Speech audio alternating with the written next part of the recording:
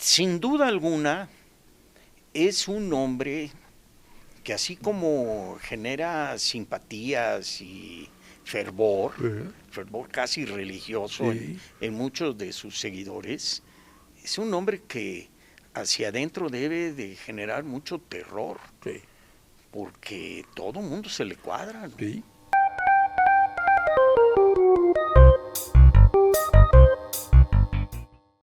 Los saludo nuevamente en Pepe y Luis en LFM Opinión. Como siempre, sean todos bienvenidos, todos y todas. Mi querido Pepe, la última vez dejamos intempestivamente el tema en la pandemia.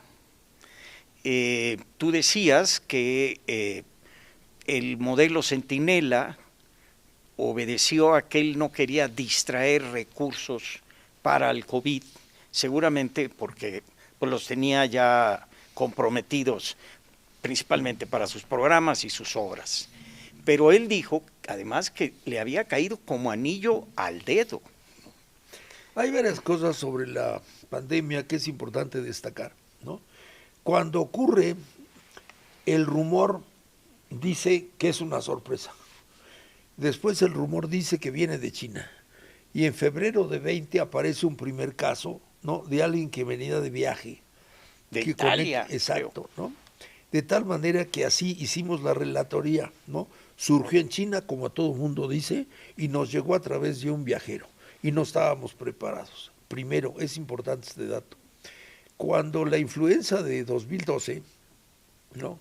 Que ciertamente fue un azote para la vida nacional y generó una emergencia, yo recuerdo que meses después de superado ese momento, en el sector salud se sugirió, surgió la inquietud de, ¿sería bueno hacer una suerte de coloquio internacional para pasar revista a las diferentes especialidades médicas? ¿Cuál es la previsión en materia de salud? Y entonces hizo una gran convocatoria internacional, vinieron a México especialistas y en el Centro Médico Nacional hubo una semana de conferencias y de mesas redondas, ¿no? Para hablar del futuro en epidemiología, el futuro en cancerología, el futuro en todo, ¿no? Lo que es interesante es que las memorias recaban las ponencias presentadas en ese, ¿no? Y hay un autor cuyo nombre no recuerdo ahorita, ¿no? Pero predijo la pandemia de 2020. Está publicada por la Secretaría de Salud, ¿no? Entonces, eso de que no sabíamos, pues ahí tenemos un dato que lo refuta, ¿no? Sería interesante un día analizar esa ponencia, pero de que estaba prevista, estaba Estaba prevista. prevista. Estaba publicada por un documento oficial de la Secretaría de Salud.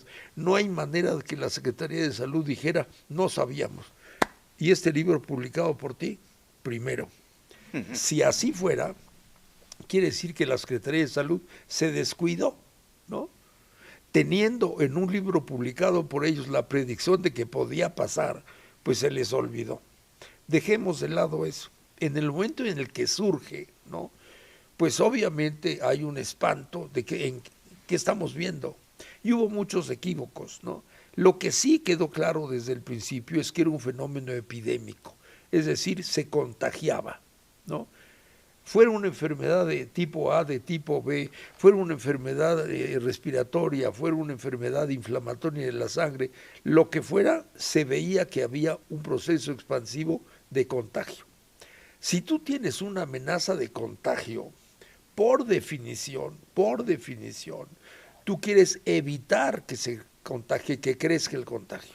Entonces, ¿cuál es el modelo a seguir? ¿No? Pues hay que probarle a todos, ¿no? Si el señor está contagiado en ese momento, ¿no? Lo aíslas para que frenes ese contagio. Si nosotros tenemos una prueba universal, identificamos y contraemos la posibilidad de contagio. Haber seleccionado el modelo Centinela es exactamente lo contradictorio a eso, ¿no? Entonces no vamos a hacer la prueba a todos. ¿Cómo? Pues Vamos a si la esperar a que se amenaza, enfermen. entonces vamos a esperar que se enferme. Pero cuando se enferman y sabemos que se enferma, pues ya contagió, ¿no? Bueno, sí, pero a ese le hacemos la prueba. Ahí hay una contradicción. Si se quería contener la epidemia, había que haber hecho la prueba a todos. ¿Eso era caro? Sí era caro, ¿no? Entonces, la única explicación que a mí se me ocurre, ¿no? Son dos. Una, algo que es insostenible, es que todavía no estamos seguros que se contagie. Entonces, solo algunos la tienen. Entonces, una vez que muestran que están enfermos, los revisamos para corroborar que la tienen. Pero si estábamos viendo que en el mundo entero el contagio se expandía, la realidad mostraba que estábamos ante una enfermedad, una epidemia de contagio, ¿no? Entonces, esa hipótesis no cabe. Ok, ¿qué hacemos, señor secretario de Salud? Pues mire, tenemos el modelo universal y hay que hacer la prueba a todos para identificar, aislarlos. ¿Eso qué significa? Pues hacer la prueba a todo mundo, en todas las esquinas, tarde, mañana y noche, lo antes posible. Híjole, ¿cuánto cuesta eso? No, pues sí es costoso. No sé, eso no, porque no hay dinero o porque no quiero gastar en eso.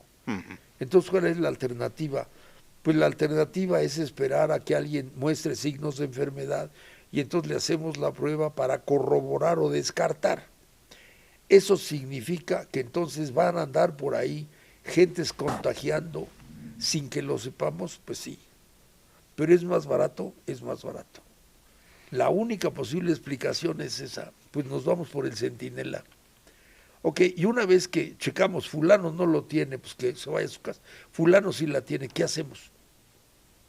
Pues si lo llevamos a hospital, pues quién sabe si se nos llenen, ¿qué hacemos? Lo mandamos a su casa, ¿no? Con medicamentos. ¿Con cuáles? Pues los que están diciendo que funcionan. Y entonces si en su casa se cura, pues ya la hicimos, ¿no? Y si no se cura, pues entonces ya llegará, ¿no? Por lo pronto estamos difiriendo la presión sobre los hospitales.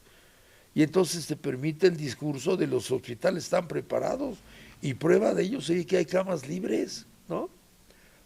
Cualquier gente puede ir al hospital y hay camas libres, quiere decir que no es para tanto, ¿no?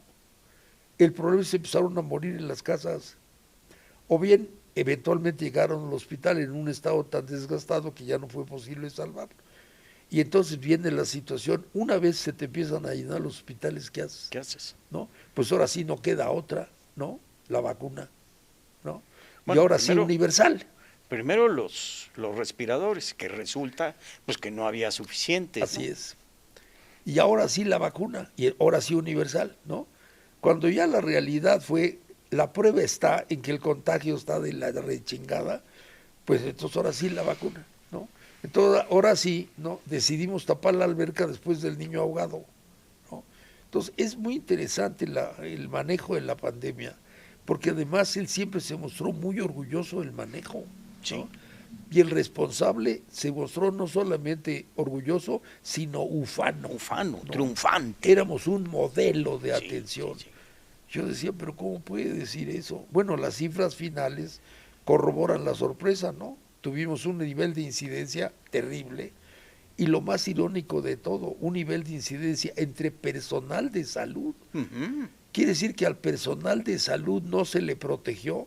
Pues ahí están las cifras. Bueno, acuérdate que se vacunaron primero a los maestros que a los trabajadores del sector salud. Los que estaban en directo contacto con el contagiado. Es una lógica que yo nunca entendí, pero bueno. La única posibilidad que a mí se me antoja es una lógica económica, ¿no? Le apostamos, ¿no? Pues no le hacemos la prueba a todos y Dios quiera que no sean tantos, ¿no? Y cuando van apareciendo a su casa, ¿no?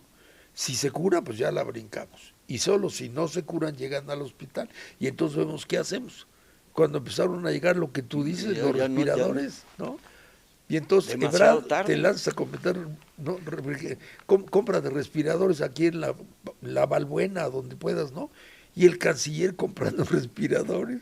Y la secretaria o la directora de CONACYT ofreciendo que iban a crear un modelo de respirador para mañana en la tarde. Sí. No, y de vacuna. Inaudito. Y la vacuna, ¿no? Inaudito. Pero él estuvo muy orgulloso, ¿no? Como anillo al dedo. Ahora, además, como anillo al dedo, porque si tienes a todo mundo recluido en su casa, pues tú puedes avanzar en tu proyecto político porque pues nadie puede salir, ¿no? Otra posible lectura que tiene que ver con esta actitud mesiánica de él, es que al cabo de la evolución, él acabó siendo visto como el benefactor, porque él consiguió vacunas para todos. Entonces él nos salvó, ¿no? Porque compró vacunas en todos lados para todos. Y el orgullo fue que hubo vacunas para todos, ¿no? Que es como decir, todos los que se murieron tuvieron un funeral digno. No, pues muchas gracias, ¿no? Nada más faltaba que aparte no hubiera hoyo, ¿no? Pero finalmente él vendió la idea de que había salvado a todos. Por lo menos en las encuestas está muy clara la gratitud de no pocos mexicanos respecto de él, porque él nos compró y nos dio la vacuna. Y otra vez el Mesías que salva, ¿no? Pero bueno, eso también tiene que ver con el nivel cultural de nuestra gente, ¿no? O sea, ya te estabas ahogando y entonces él llegó así. ¿Y por qué mejor no tapó el pozo? Bueno, eso no importa, ¿no? Lo importante es que me salvó. Y entonces otra vez él salva. En ese sentido, pudiéramos interpretar que como anillo al dedo. Claro. Pero además con esa gran habilidad que tiene para de alguna manera capitalizar a su favor las cosas, ¿no? Es decir, vamos a vacunar, pero vamos a vacunar con los servidores de la nación y que se entienda claramente de que prácticamente el que te está dando la vacuna es el presidente de la República. Y lanza a todos sus apóstoles, ¿no? A vender esa verdad, ¿no? Y le funcionó. Sí. Ahora, la gente, pues por supuesto, que ni modo que se negase a vacunarse, ¿no? Entonces, pues sí, voy y agradezco así, pues sí, ¿no? Así sea lo que sea. Si estoy a mitad del fuego y esto me va a sacar adelante, pues muchas gracias, ¿no? Pues sí, sí es entendible.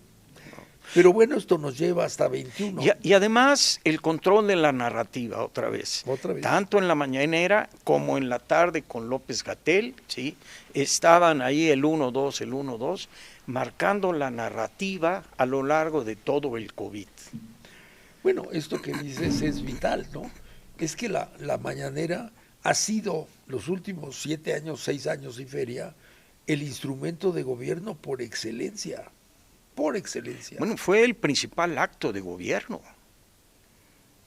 Porque eso le permitió estar presente en todos los medios, porque eso le permitió orientar la óptica, porque eso le permitió desmentir, porque eso le permitió justificar, ¿no? Y porque eso le sigue permitiendo al régimen lo mismo, ¿no? Claro, no, pero imponía la conversación o desquiciaba la conversación cuando fuese necesario, ¿no? Claro, claro. Pero entonces ya llegamos a 21, ¿no? Y entonces para 21, yo recuerdo que hubo la sensación de la oposición de nos unimos, ¿no? Y entonces se unificaron con todas las limitaciones del caso y la noticia fue, ¿no?, que habían logrado asestarle algún golpe a Morena, te acordarás, ¿no? Sí, cómo no. En la ciudad habían perdido un importante número de alcaldías en el país.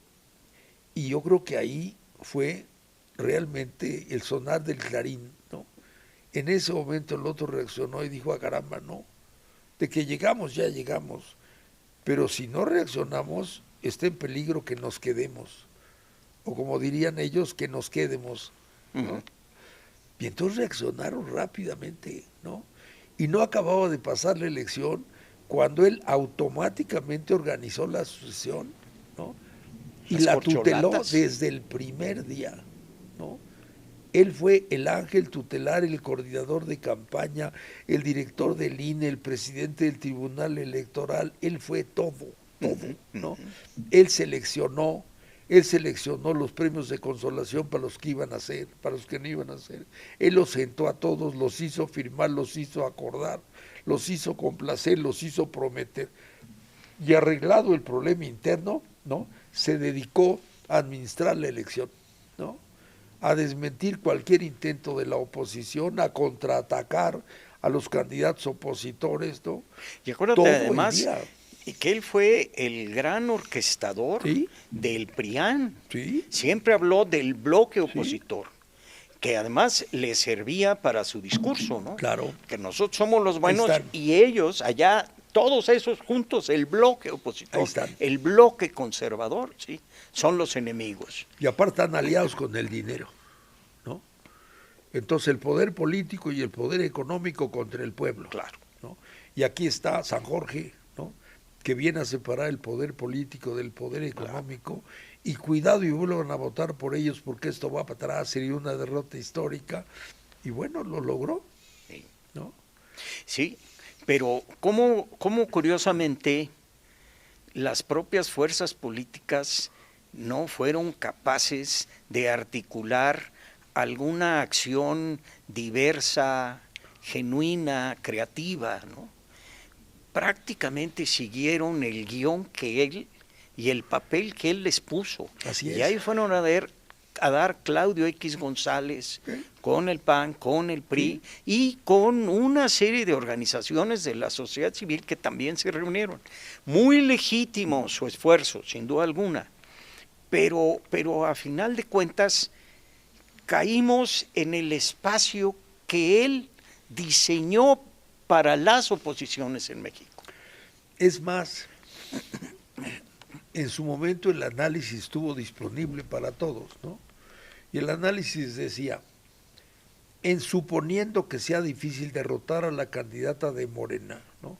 La prioridad de la oposición debe estar en impedir que Morena y sus aliados obtengan la mayoría calificada. Es más, que obtengan la mayoría. Porque si obtienen la mayoría, pues ya tienen el control del presupuesto y de la supervisión del presupuesto, ¿no? Y por tanto eso implica que no los podremos parar en materia presupuestal. Ya no digamos si tienen la mayoría calificada, porque entonces no podremos hacer nada. Si la oposición hubiera entendido que la prioridad estaba allá, ¿no? Eso implicaba la selección de buenos candidatos para conseguirlo. Y sin embargo todo hace pensar que la oposición descuidó esa prioridad. Pero curiosamente del otro lado ellos tenían clarísimo que iban por la mayoría calificada. Bueno, tan es así que al día siguiente de la elección, todavía no terminaba el PREP, la secretaria de Gobernación ya estaba dando los números con la sobrerepresentación, ya sabían hasta cómo lo iban a lograr. Así es. Eso quiere decir que pasando la elección intermedia, ¿no? Empezaron a trabajar. Ellos se dieron cuenta que estaban en un posible riesgo y cerraron filas y organizaron un plan. Y acorde con ese plan, lo llevaron cronométricamente hasta su culminación. Lo llevó. Él. Personalmente, ¿no? Y no importó que infringiera la ley, porque finalmente los órganos electorales pues tienen un límite.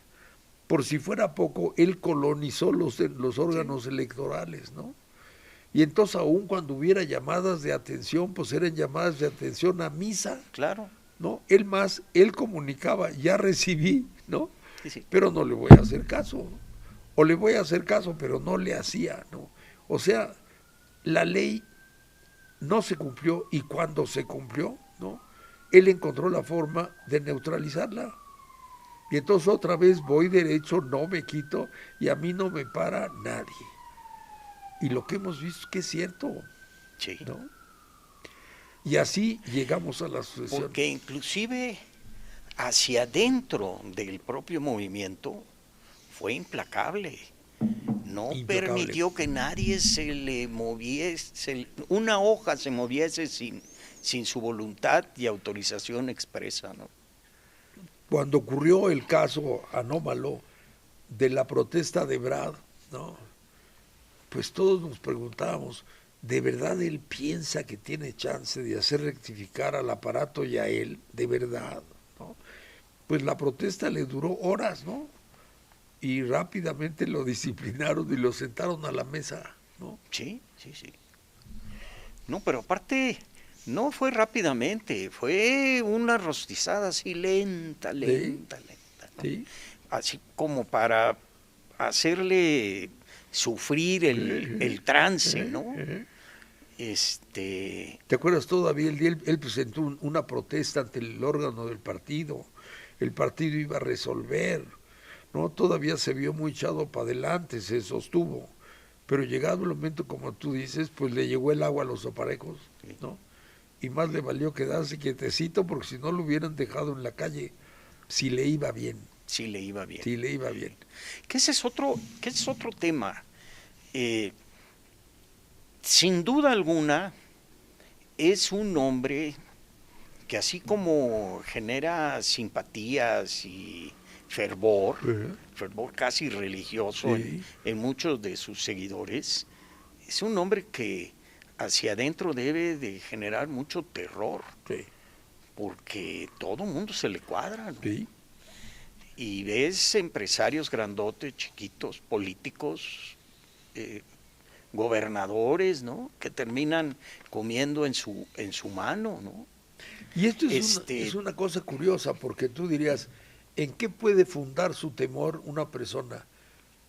Hay un personaje de la historia nacional que tú debes recordar, no voy a citar para no viciar la cita, que decía, lo importante no es que tengan miedo de lo que haces, sino de lo que teman que puedes hacer, ¿no?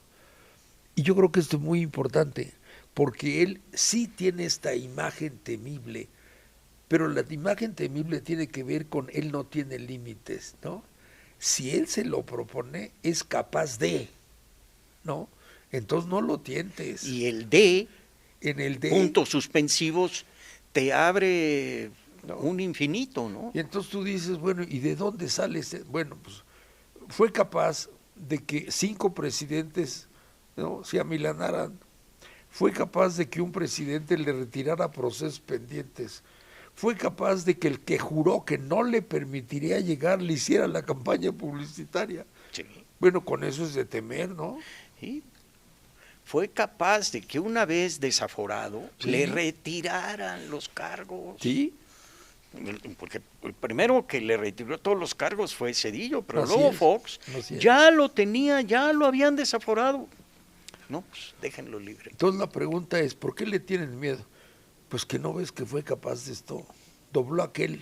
Bueno, lo hablamos hace 2 sesiones.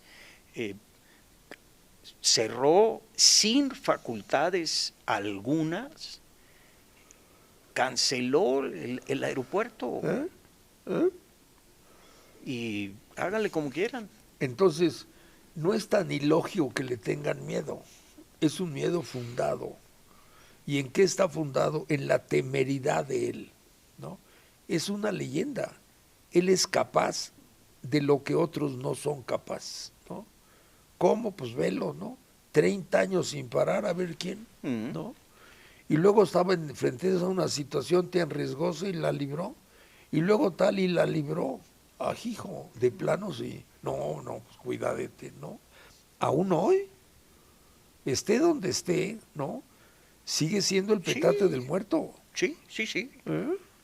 Es correcto. Si la leyenda es si aparece o no aparece, si mande telegramas o no. No, aparte se ve que está manejando perfectamente bien su ausencia, porque no estando, está. Claro. ¿No? Por eso se tejen todo el día leyendas, ¿no? ¿Te fijaste lo que dijo la presidenta? Se me hace que se lo dictó él. ¿Ya viste lo que dijo Monreal? Seguramente lo mandó.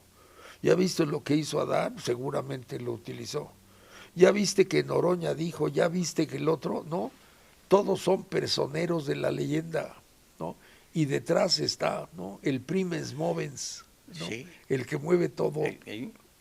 Es interesantísimo, pero no deja de ser una figura, digamos, taumatúrgica y desde mi punto de vista muy característica de su patología, ¿no? Un psicótico así sí es de temer, ¿no? Bueno, tenemos ejemplos históricos, ¿no? El joven Hitler no se quedaba muy atrás, ¿no? Y como él tenemos otros. Aquí hay una cosa que se repite, que si el poder enloquece, sin duda el poder es un amplificador, ¿no? Pero yo diría que muchos de aquellos de los que decimos que el poder los enloqueció, ya llegaron locos al poder, ¿no? Su llegada al poder es producto de la locura. Y una vez en el poder, pues el poder tuvo la capacidad de amplificación Es correcto. de ese rasgo patológico, ¿no? Y pues así estamos, Sí. a merced de esto. Ya no hablemos de Obrador, pero del obradorato sí. sin duda. Y llevamos apenas 2 meses del segundo piso. 2 meses. 2 meses y a una velocidad vertiginosa, porque hizo una cantidad de cambios a la Constitución en horas. Bueno, esa es la otra, ¿no? Tan tenían pensado, ¿no?, lo que lograron en la elección de 24, que en febrero él presenta su plan, ¿no? Ahora que ganemos, esta es la siguiente etapa. ¿Cómo estaba tan seguro, no?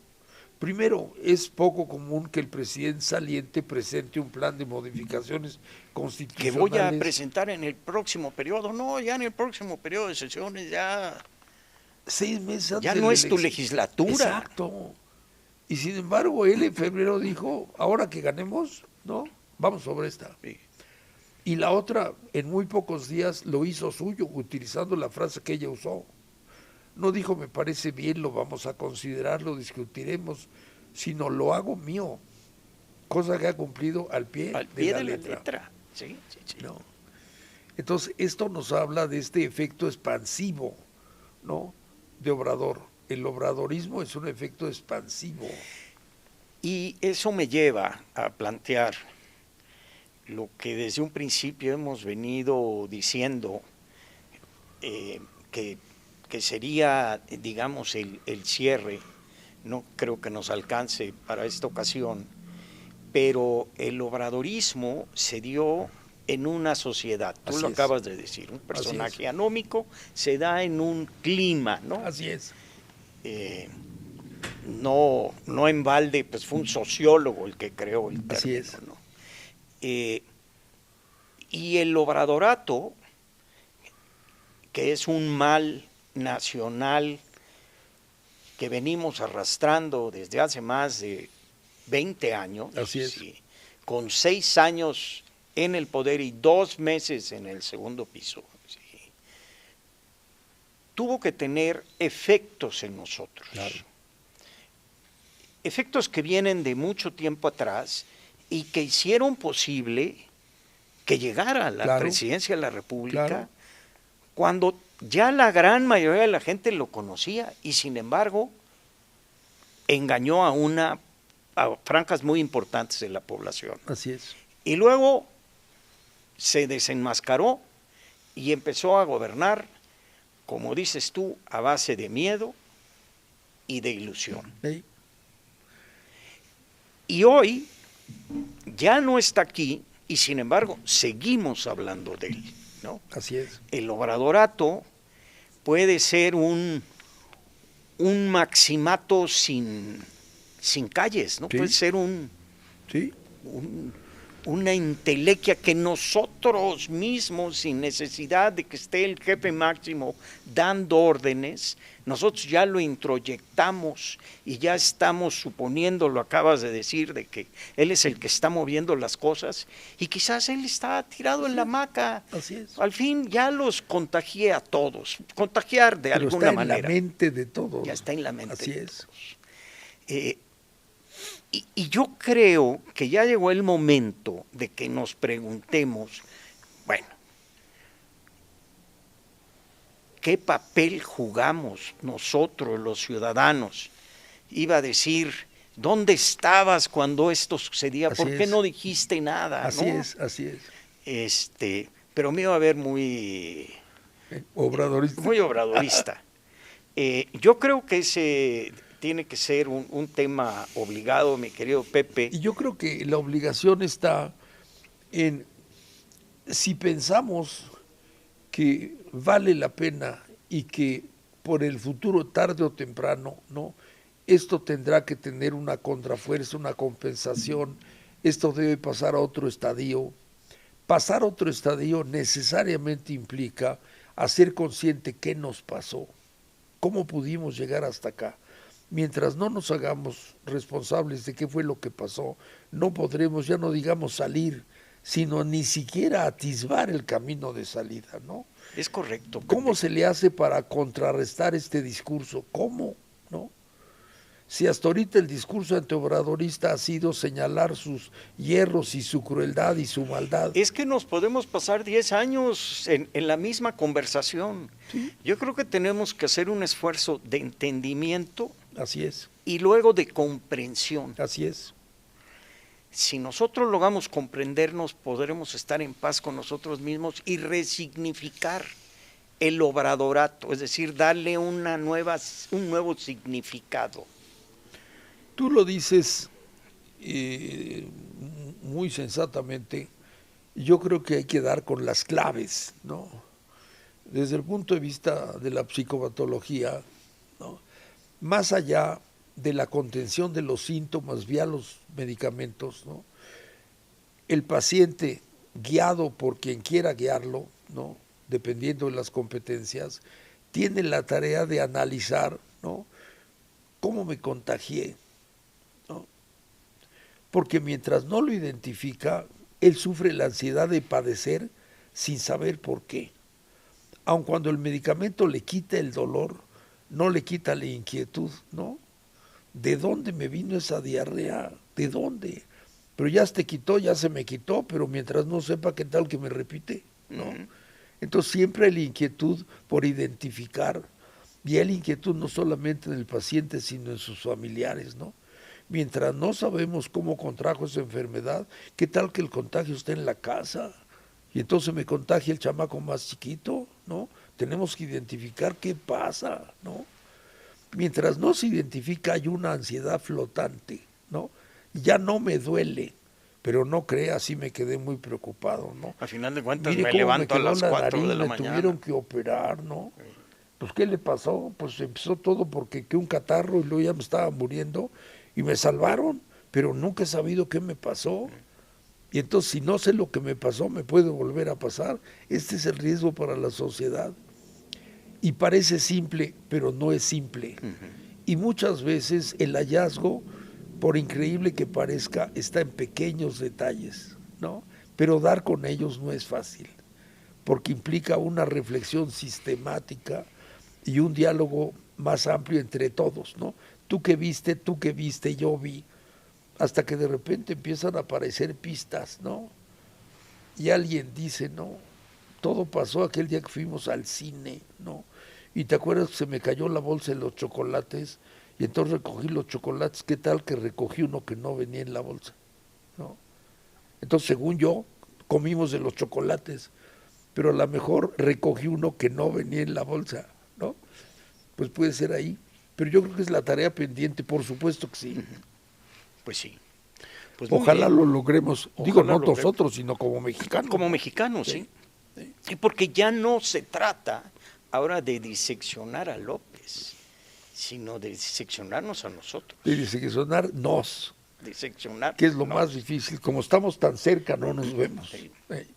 Así es. Pues muchas gracias, Pepe. Ni me digas, Luis, al contrario, gracias a ti. Gracias. Muchas gracias a ustedes por acompañarnos en Pepe y Luis en LFM Opinión. Los invitamos a que nos acompañen en la próxima y mientras tanto sean felices. Muchas gracias.